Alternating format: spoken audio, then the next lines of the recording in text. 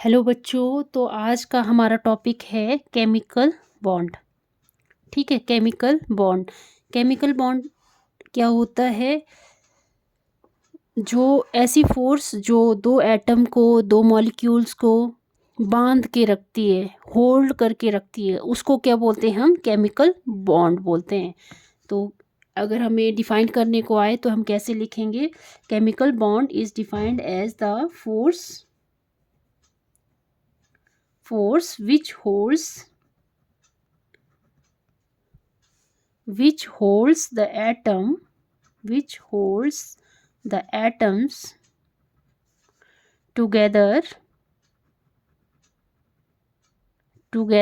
within a molecule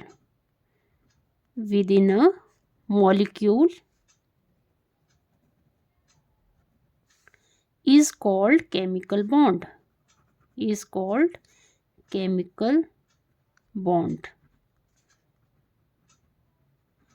अब जो chemical bond है वो कितनी तरह के होते हैं? Types of chemical bond. First है आयनिक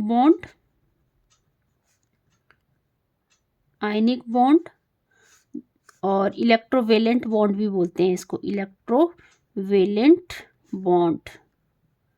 ठीक है, दूसरा टाइप का बॉन्ड है कोवेलेंट बॉन्ड।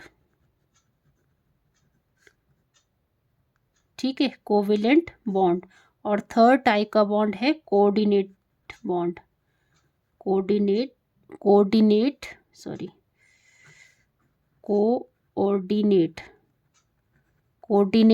बॉन्ड, जिसे हम क्या बोलते हैं? और डेटिव बॉन्ड भी बोलते हैं। तो आज के वीडियो में हम फर्स्ट टाइप कंप्लीट करेंगे, आयनिक बॉन्ड।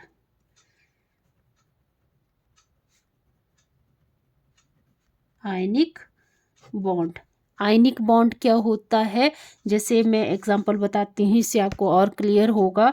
जैसे NaCl है, Na मतलब सोडियम क्लोराइड है हमारा। कैसे हम फॉर्म करेंगे इसको? तो सोडियम क्लोराइड, इसमें एटॉमिक नंबर 11 है और इलेक्ट्रॉनिक कॉन्फ़िगरेशन 281 है। और क्लोरीन एटॉमिक नंबर 17 है और इलेक्ट्रॉनिक कॉन्फ़िगरेशन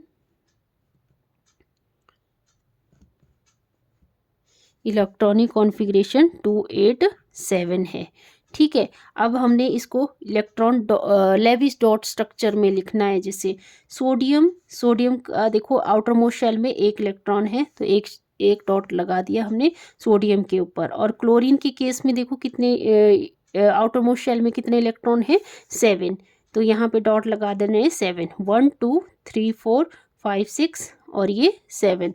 अब यहाँ से, क्योंकि अब यहाँ पे इलेक्ट्रॉनिक कॉन्फ़िगरेशन है 281 सोडियम की, और क्लोरीन की है 287। ठीक है, अब यहाँ से एक इलेक्ट्रॉन जल्दी जाएगा यहाँ से, तो ये स्टेबल हो जाएगा। यहाँ पे आउटर मोस्ट शेल में 8 इलेक्ट्रॉन बचेंगे, तो ये क्या करता है?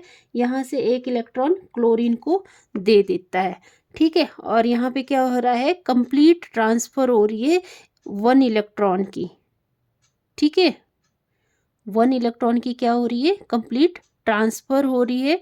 तो उसी को क्या बोला है? आयनिक बॉन्ड बोला है। तो यहाँ पे देखो कंप्लीट ट्रांसफ़र हो रही है जब, तो क्या बन जाएगा यहाँ पे? Na पॉजिटिव, मतलब यहाँ पे केटाइन बन जाएगा। और यहाँ पे Cl कितने इलेक्ट्रॉन हो जाएंगे? यहाँ पे 1 2 3 4 5 6 7 8, और यहाँ नेगेटिव चार्ज।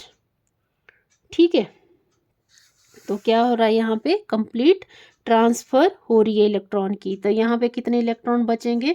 एक इलेक्ट्रॉन दे दिया, तो यहाँ पे बचेंगे 8, मतलब 10 इलेक्ट्रॉन बचेंगे। और इस क्लोरीन ने क्या किया? एक इलेक्ट्रॉन ले लिया, तो यहाँ पे हो जाएंगे 288। ठीक है, तो अगर हमने इसकी डेफिनेशन लिखनी है, कई बार पेपर में पूछ ली जाती है इसकी डेफिनेशन, तो डेफिनेशन कैसे लिखोगे इसकी? ionic bond is defined as the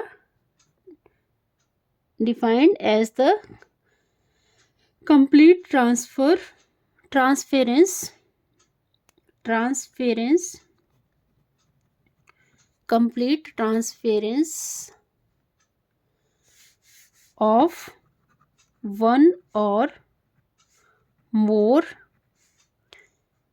electrons from one atom to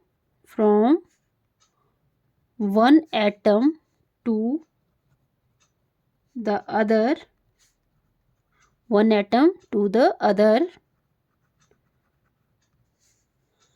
and the bond formed is known as, and the bond formed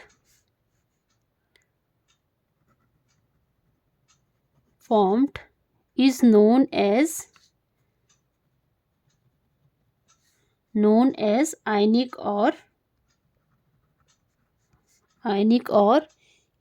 electrovalent bond. दूसरा एग्जाम्पल देख लेते हैं, जैसे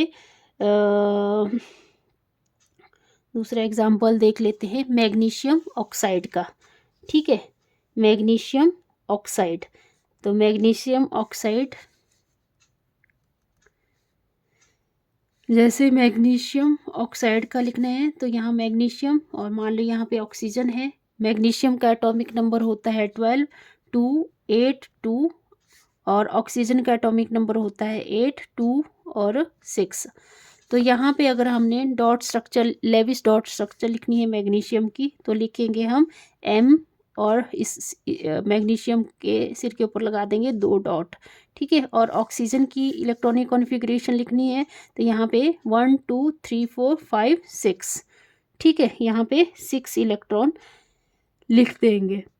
अब क्या होगा, अब ये जो 2 इलेक्ट्रॉन हैं ये कहाँ चले जाएंगे, यहाँ चले जाएंगे, और यहाँ पे क्योंकि इलेक्ट्रॉन चले गए तो यहाँ पे क्या बन जाएगा, Mg2 पॉजिटिव, क्योंकि इलेक्ट्रॉन क्या हो रहे हैं, यहाँ से जा रहे हैं, तो यहाँ पे कंप्लीट ऑक्टेट हो जाएगा इसका 2, 8, मतलब 10 इलेक्ट्रॉन यहाँ बचेंगे, और यहाँ पे 2, 8 हो जाएंगे, यहाँ पे भी कंप्लीट ऑक्टेट हो जाएगा ऑक्सीजन का, और यहाँ पे 2 इलेक्ट्रॉन इसके ऊपर आए तो 2 नेगेटिव।